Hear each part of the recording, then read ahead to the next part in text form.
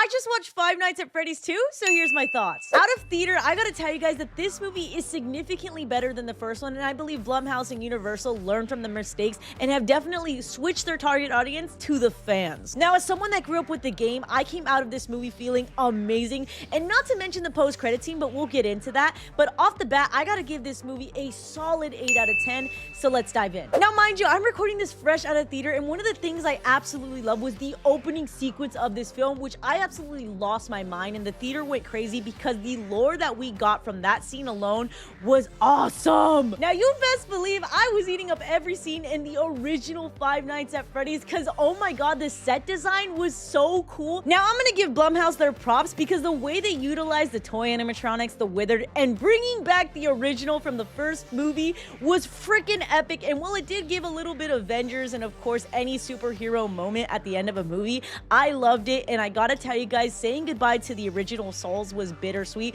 but it left the perfect window for that post-credit scene. All of that to say that he always comes back, and my theater went absolutely nuts. And I gotta tell you guys, this is setting up Five Nights at Freddy's 3 to be the best movie, but also to serve Springtrap flawlessly. Now, one of my biggest complaints about Five Nights at Freddy's 2 is that we didn't really get to see William Afton, and at that, Henry, because if you stayed for not only the post-credit scene, but the post-credit audio, there is so much lore that they're gonna dive into, and I cannot wait. I loved Five Nights at Freddy's 2, and while it isn't perfect and there are some issues, especially with the pacing and the rating not allowing for that full gory moments with the animatronics, I still loved it, and I think that Blumhouse and Scott have finally found their formula to feed the fandom. Also, I gotta say, I loved Balloon Boy in this, and while he was shortly lived, I gotta just say that there are so many Easter eggs that I'm sure I missed. Did you guys see Shadow Bonnie in the security office when Mike turns off his light? Because if you didn't, now you know. And that's why I think this movie is gonna be highly rewatchable to the fans. Now, I just want to quickly show off my popcorn bucket because I can tell you guys my childhood feels complete knowing that I own one of these now. Sadly, I couldn't get every single AMC bucket,